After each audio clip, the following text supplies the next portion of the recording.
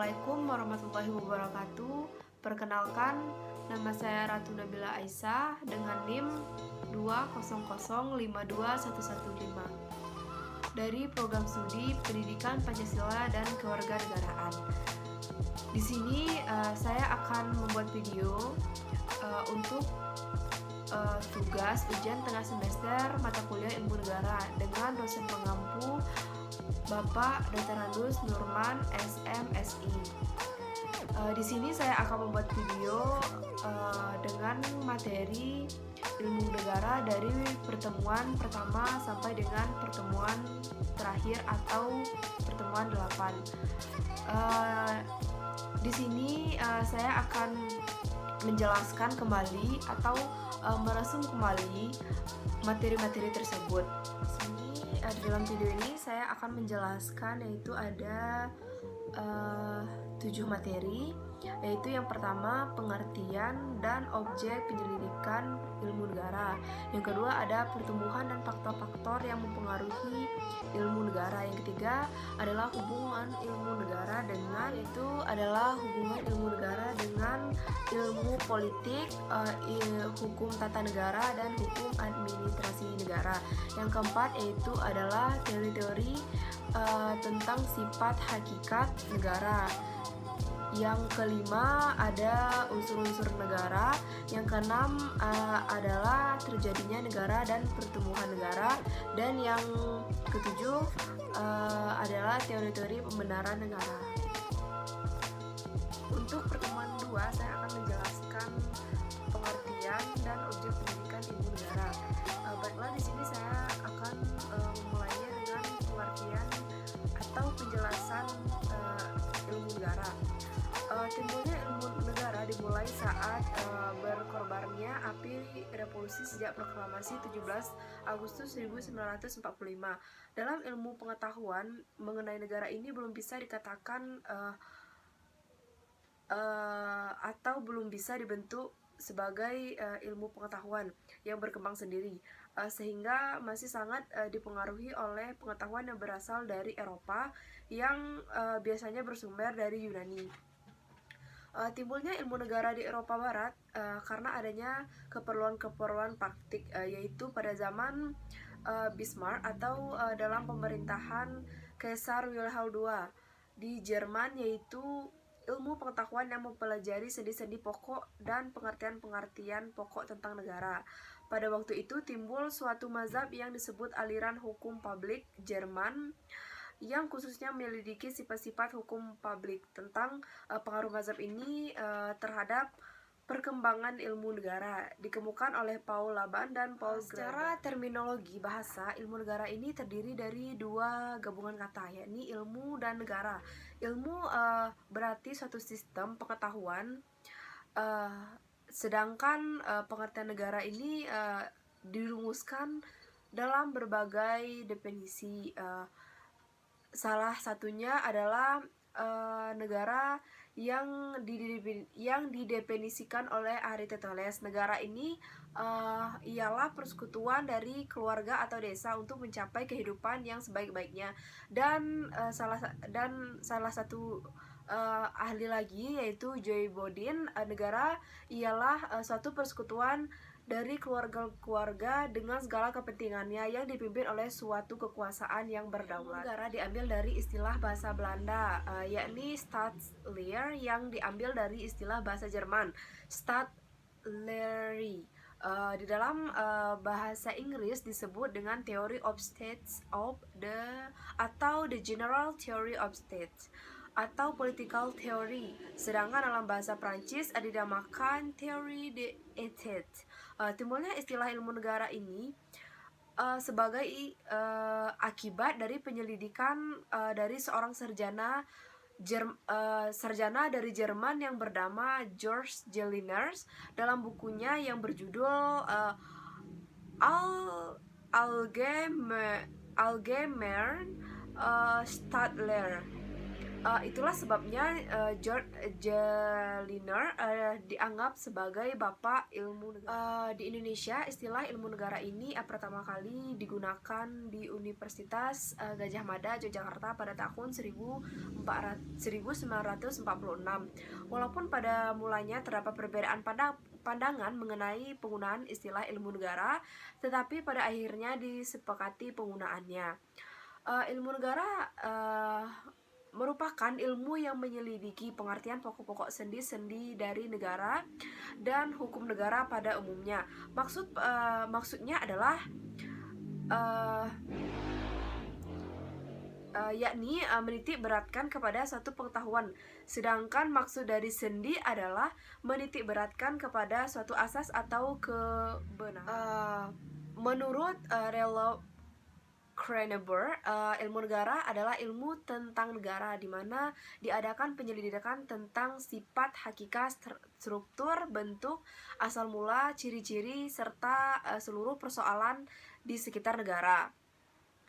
Selanjutnya saya akan menjelaskan objek penyelidikan ilmu negara. Objek atau lapangan pembicaraan ilmu negara ini tentu saja adalah negara. Yang selanjutnya saya akan menjelaskan objek penyidikan dari ilmu negara.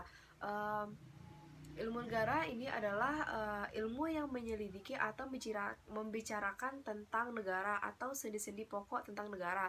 Dari batasan tersebut, yang kita ketahui adalah objek dari ilmu negara ini adalah negara dalam pengertian yang abstrak, umum, dan universal. Hal ini berarti ilmu negara mempelajari negara pada umumnya, baik yang ada pada konsep-konsep pemikiran para ilmuwan maupun negara yang ada atau yang pernah ada dalam kepercayaan. Baiklah, di pertemuan ketiga saya akan menjelaskan faktor-faktor yang mempengaruhi ilmu negara. Yang pertama yaitu adalah faktor ekonomi. Ekonomi ini merupakan faktor yang sangat penting, terutama bagi pendapatan per kapita suatu negara. Apabila pendapatan per kapita di suatu negara tersebut tinggi, maka negara tersebut bisa digolongkan atau bisa dikatakan sebagai negara maju. Yang kedua yaitu faktor SDM atau faktor sumber daya manusia. Sumber daya manusia ini merupakan faktor yang berhubungan dengan kondisi penduduk pada suatu negara. Yang kedua yaitu faktor SDM atau sumber daya manusia. Sumber daya manusia ini merupakan faktor yang berhubungan dengan kondisi penduduk pada suatu negara. Contohnya pada tingkat pendidikan, laju pertumbuhan, keragaman suku, tingkat produktivitas, penggunaan terhadap iptek, dan sebagainya. Yang ketiga ada faktor sumber daya alam atau faktor SDA. SDA ini merupakan faktor yang berhubungan dengan lingkungan pada satu negara, baik itu secara geologis, geografis, dan lain-lain. Apabila sumber daya alam suatu negara ini berlimpah serta dapat dimanfaatkan dengan baik oleh masyarakatnya atau rakyatnya atau yang kita sebut dengan sumber daya manusianya, maka hasil dari sumber daya alam ini akan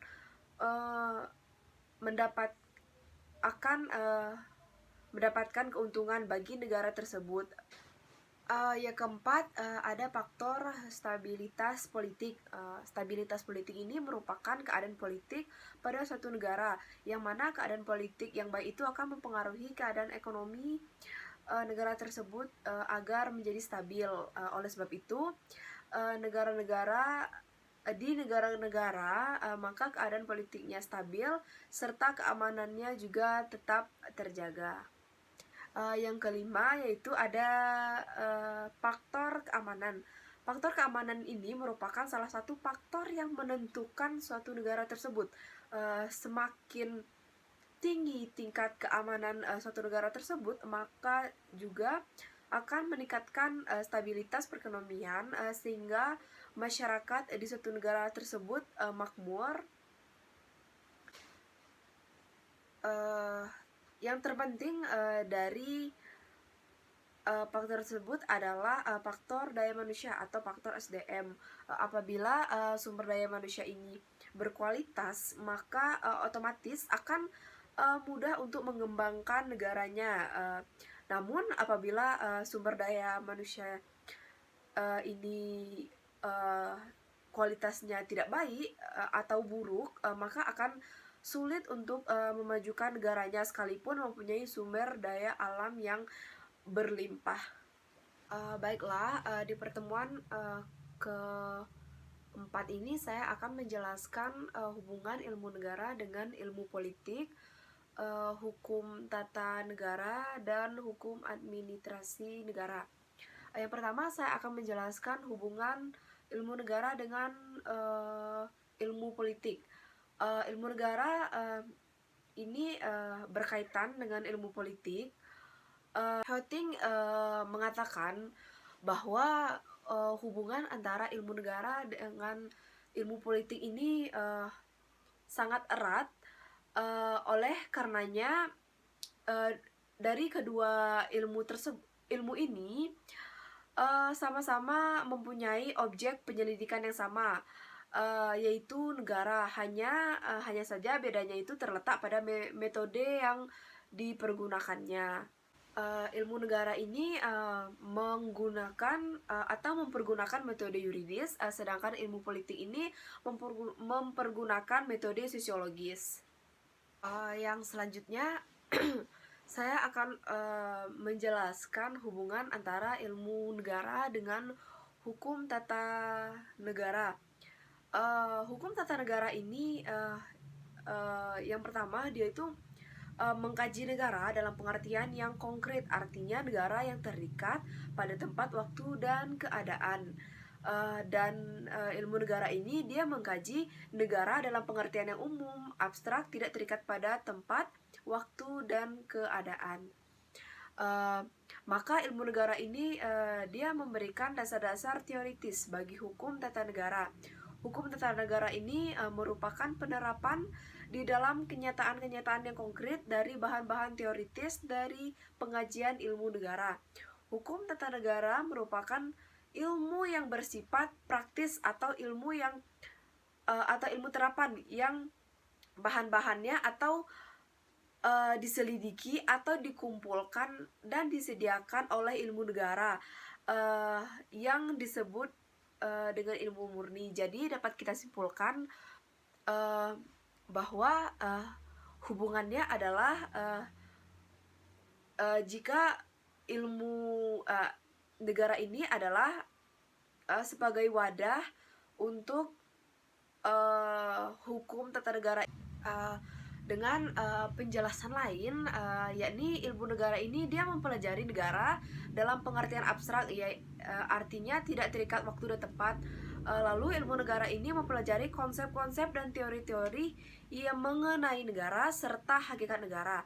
Dan hukum tata negara ini dia mempelajari negara dalam keadaan konkret, artinya negara yang sudah terikat waktu dan tempat. Dan juga hukum negara dan juga hukum tata negara ini mempelajari hukum positif yang berlaku di suatu negara, yakni hukum yang sedang yang diterapkan di negara tersebut sampai sekarang. Dan juga hukum tata negara ini dia mempelajari negara dari segi struktur. Jadi dapat kita simpulkan bahwa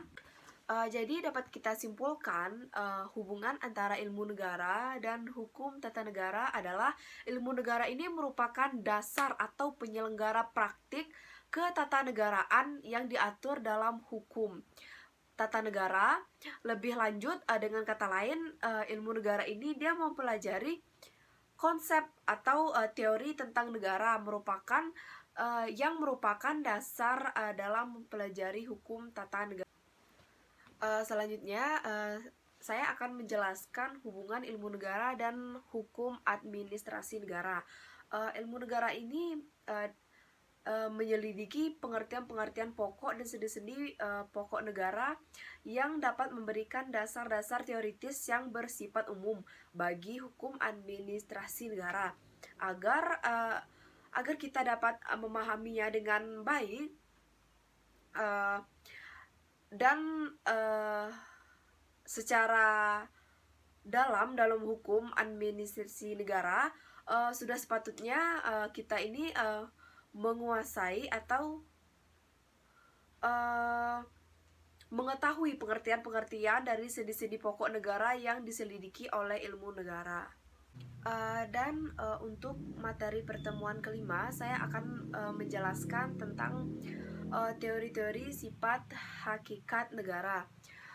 Teori sifat hakikat negara membahas tentang apa sebenarnya yang dinamakan dengan negara itu sendiri, atau teori yang membahas tentang apa saja itu negara apabila kita meninjau negara secara keseluruhan. Di sini saya akan menjelaskan peninjauan sifat hakikat negara dari segi sosiologis. Peninjauan sifat hakikat negara dari segi sosiologis ini dimaksudkan meninjau negara itu secara keseluruhan, di mana manusia sebagai anggota masyarakat dalam meninjau sifat hakikat negara ini secara sosiologis, kita dapat mengutip dari beberapa sarjana atau dari beberapa ahli. Satu, yakni teori dari Aristoteles. Menurut Aristoteles, sifat hakikat negara ini semata-mata sebagai alat untuk memasakkan agar pengelompokan manusia itu tunduk dan supaya bertingkah laku sesuai dengan tata tertib yang baik dalam masyarakat.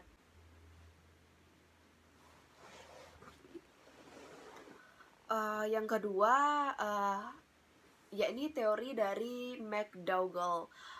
Menurut McDougall ini, bahwa negara ini merupakan pengelompokan dari manusia yang merasa dirinya senasib atau memiliki tujuan yang sama.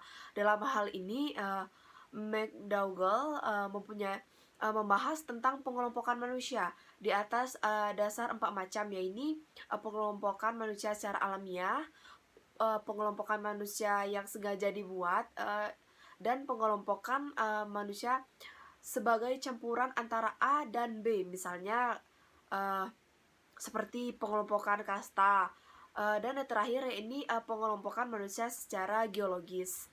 Yang keempat yakni teori dari Cronenberg. Menurut Cronenberg, negara ini sifat hakikatnya merupakan pengelompokan manusia dari yang merasa dirinya senasib atau memiliki tujuan yang sama. Sebagaimana dikemukakan oleh McDougall, Cronenberg mengklasifikasikan pengelompokan manusia atas 4 macam ukuran, yakni pengelompokan manusia yang berada di suatu tempat tertentu dan teratur, pengelompokan, dan yang B, pengelompokan pada suatu tempat tertentu dan tidak teratur. Yang C, pengelompokan tidak berada di tempat tertentu dan tidak teratur.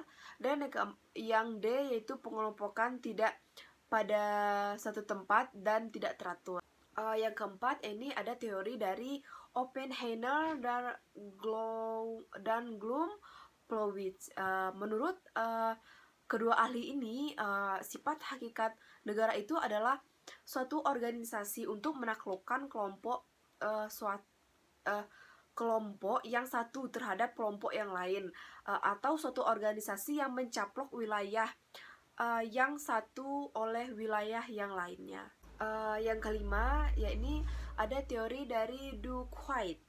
Duquesne ini dia menguraikan bahwa sifat hakikat negara itu adalah organisasi dari orang-orang kuat untuk menindas orang-orang yang lemah. Dan selanjutnya saya akan menjelaskan peninjauan sifat hakikat negara dari segi yuridis. Peninjauan sifat hakikat negara dari segi yuridis ini yakni meninjau negara secara keseluruhan, melihat peraturan dan ketentuan yang membentuk negara tersebut. Dalam peninjauan sifat hakikat negara dari sisi yuridis ini dapat dikemukakan pendapat yang memandang negara dengan hal-hal berikut ini.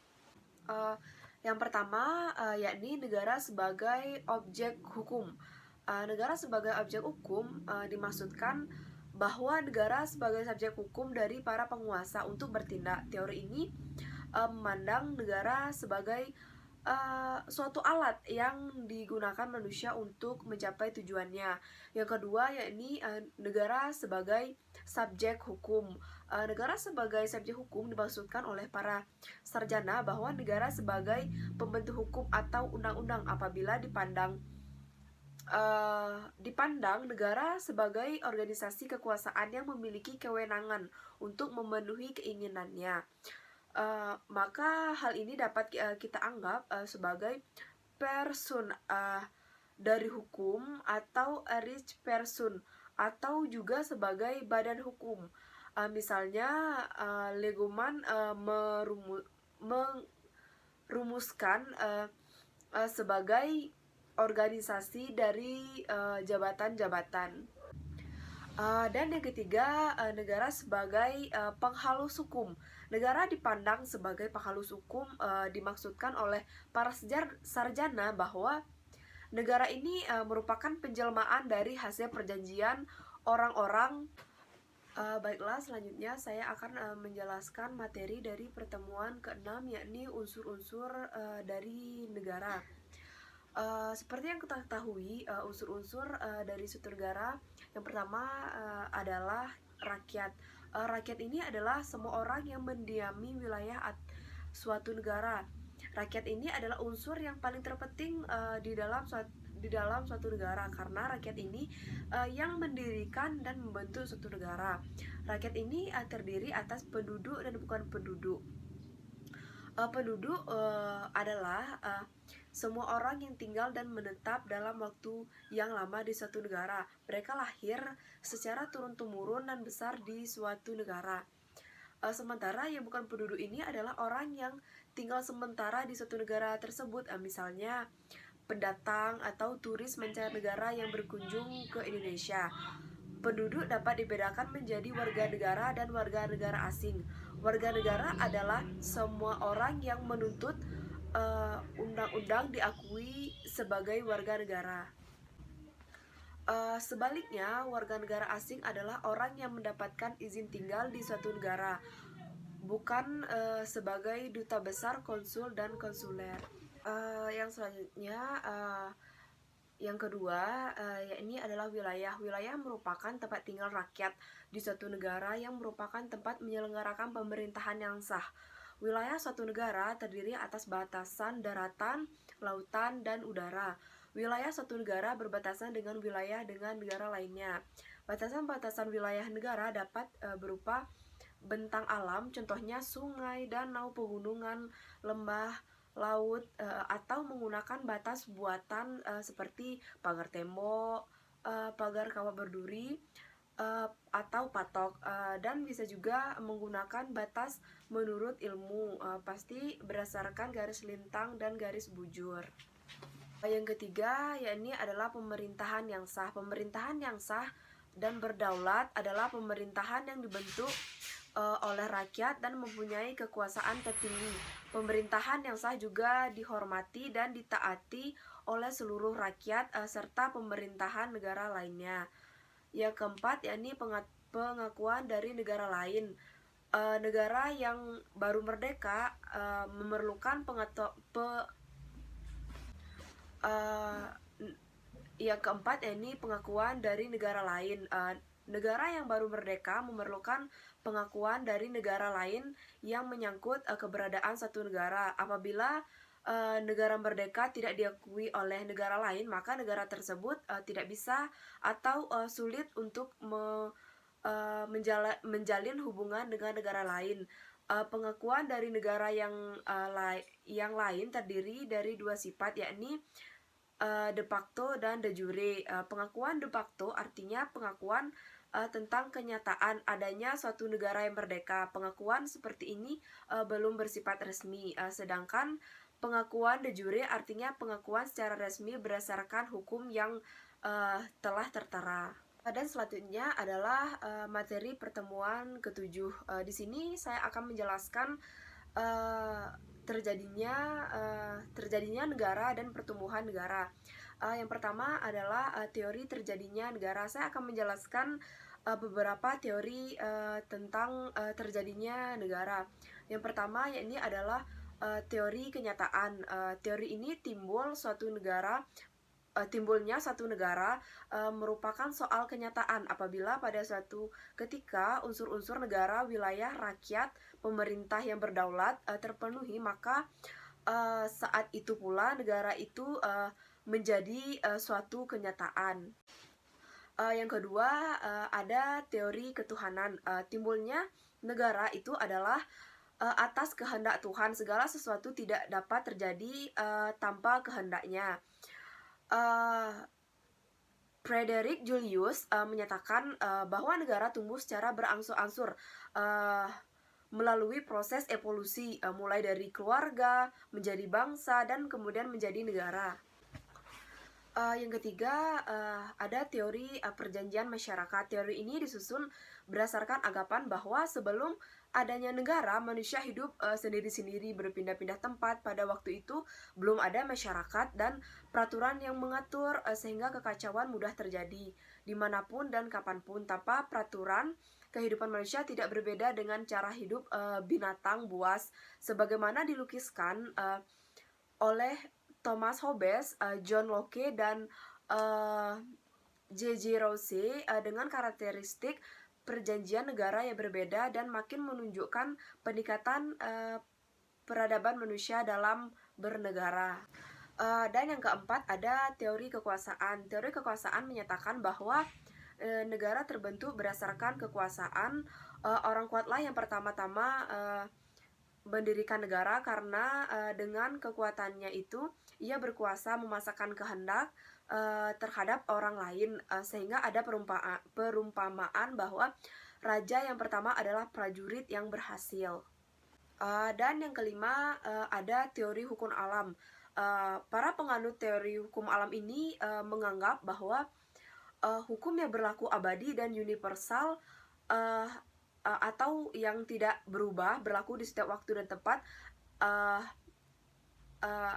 itu bukanlah buatan negara, melainkan hukum yang berlaku menurut kehendak alam.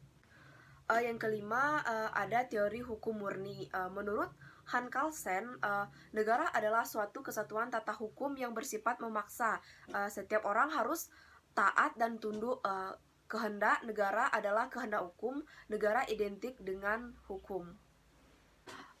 Dan yang teori terakhir yakni teori modern. Teori ini menitik beratkan fakta dan sudut pandangan tertentu untuk memperoleh kesimpulan tentang asal mula, hakikat, dan bentuk negara. Di sini saya akan menjelaskan terjadinya negara. Terjadinya suatu negara ini terdapat dua tahapan, yakni yang pertama tahapan negara secara primer dan tahapan negara secara sekunder. Teori terjadinya negara adalah teori ilmu kenegaraan yang membahas tahap-tahap yang dapat dianggap sebagai perkembangan daripada terbentuknya atau tercapainya negara yang paling sederhana sampai kepada negara yang modern. Tahap-tahap terjadinya negara secara primer yang pertama ini adalah Gemeinschaft. Adalah suatu bentuk negara yang terdiri dari kelompokan orang-orang yang menggabungkan diri untuk memenuhi kepentingan bersama dan didasarkan pada persamaan. Karena sederhananya bentuk ini belum ada koordinasi dan belum terorganisasi. Demikian juga dengan organ atau alat perlengkapan negara yang ada seperti parlemen, kepala negara, dan lainnya belum ada. Dan Kedudukan antar individu adalah sama, segala sesuatu diusahakan bersama secara gotong royong dan untuk kepentingan bersama. Di sini, unsur masyarakat, jelas tampak sekali ya, yang memimpin adalah masyarakat yang homogen. Ini, adalah siapa yang, paling kuat. Di sini untuk pertama kalinya, bentuk negara yang paling sederhana di mana tidak ada, titik, tolaknya adalah unsur rakyat.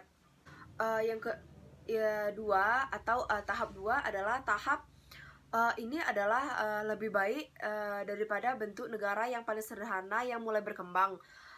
Lalu hal ini, dapat kita lihat, adanya pusat-pusat kekuasaan di mana antara pemegang kekuasaan yang satu dengan, kekuasaan, yang lain mulai bertentangan. Lalu, pada tahap ini, pihak yang memegang kekuasaan adalah, pihak yang berdaulat, serta mulai lahir adanya pusat-pusat kekuasaan di mana, satu sama lain mulai timbul pertentangan. Lalu, di sini, belum ada bentuk pemerintahan yang tetap dan, titik tolaknya pada tahapan terjadinya negara, adalah adanya unsur pemerintahan yang berdaulat. Yang ketiga ada stat. Stat ini adalah, negara, dalam artian sekarang.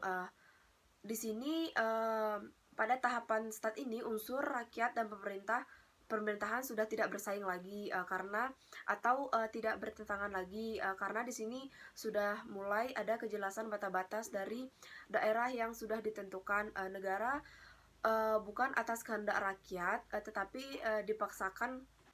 Yang keempat adalah demokrati nati. Demokrati nati ini dikenal dengan istilah negara nasional. Pada tahapan terjadinya negara ini merupakan hasil perkembangan dari bentuk stat, karena tingkat peradaban atau kecerdasan yang sudah mulai meningkat dan maju.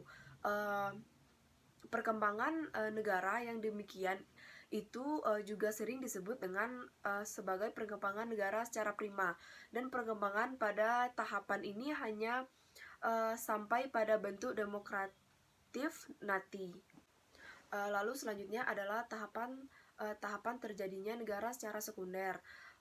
Negara ini sudah terbentuk, tapi, dia butuh pengakuan dari negara lain. Pada tahap ini masyarakat, sudah memiliki peradaban yang maju dan telah membentuk suatu negara dan sudah memenuhi persyaratan negara.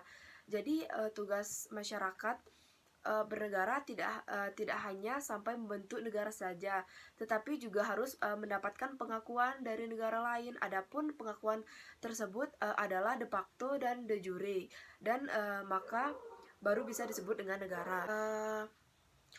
Pengakuan dari negara lain, unsur ini merupakan unsur yang syarat atau syarat mutlak, terjadinya negara, karena unsur ini bukan merupakan unsur pembentuk negara, tetapi hanya bersifat menerangkan saja tentang adanya negara. Tanpa pengakuan dari negara lain, suatu negara,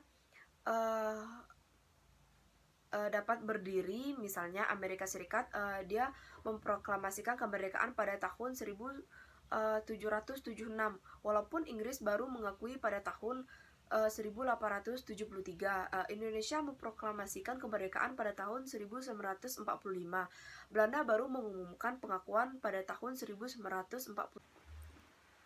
Baiklah, saya akan menjelaskan untuk pertemuan, ke-8, yaitu, teori-teori pembenaran, negara.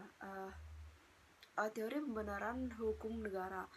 Teori pembenaran hukum, biasa disebut dengan istilah, atau, suatu, teori yang membahas dasar-dasar yang dijadikan alasan-alasan sehingga tindakan penguasaan negara dapat dibenarkan.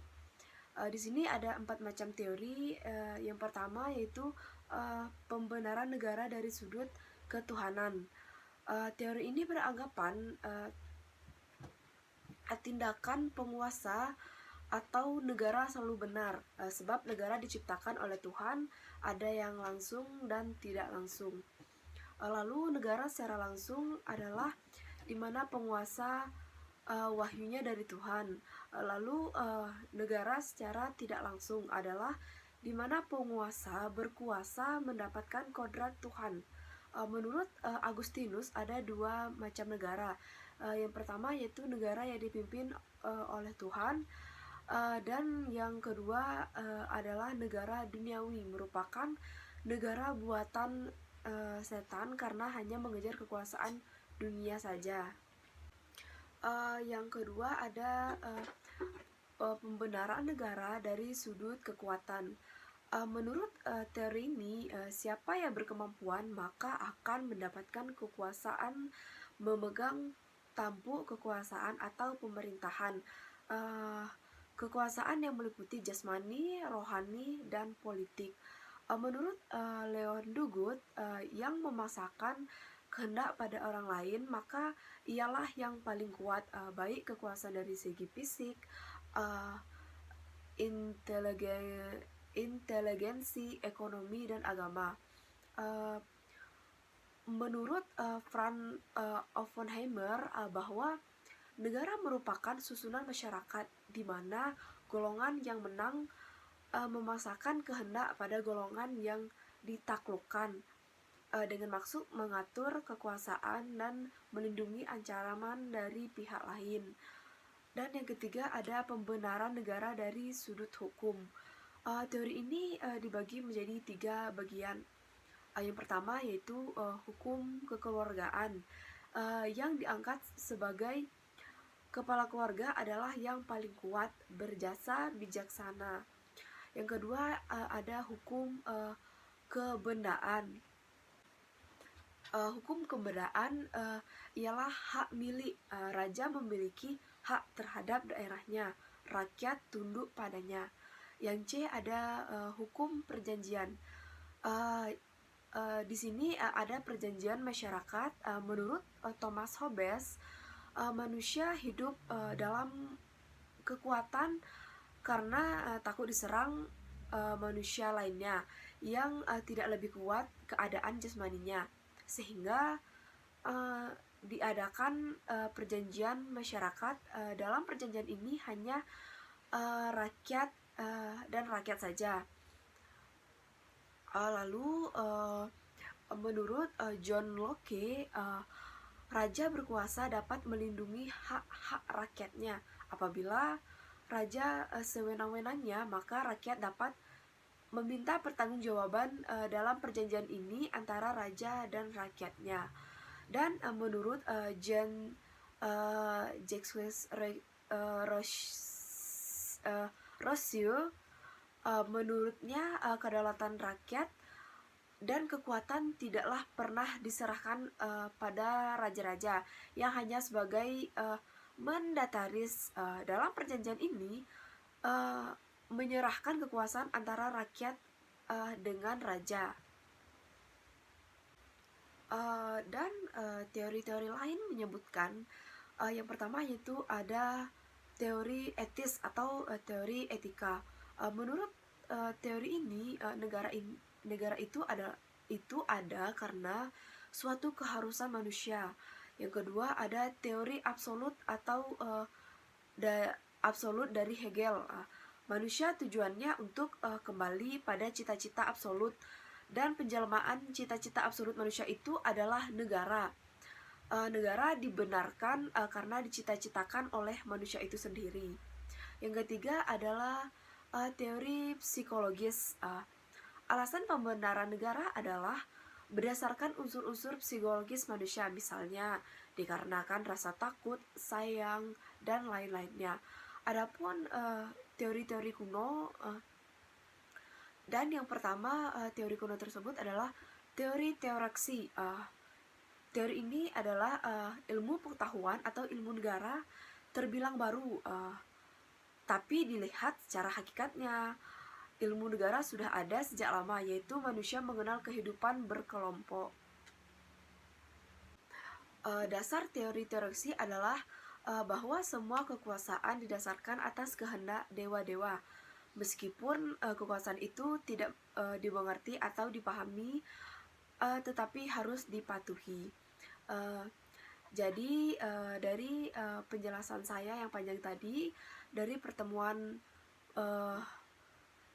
Pertama kan kontak kuliah, jadi saya memulainya langsung ke pertemuan kedua. Jadi dari penjelasan kedua sampai penjelasan ke-8 kita bisa memahami materi-materi yang ada di mata kuliah ilmu negara untuk memenuhi tugas ujian tengah semester. Dari pemahaman ini kita bisa mengetahui lebih baik lagi apa itu ilmu negara, apa saja unsur-unsur yang ada di negara, terus apa saja faktor-faktornya dan lain-lain sebagainya. Uh,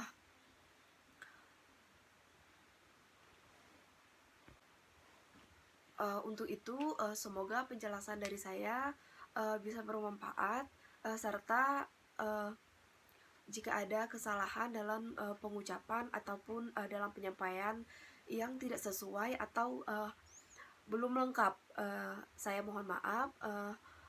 Saya tutup dengan wassalamualaikum warahmatullahi wabarakatuh.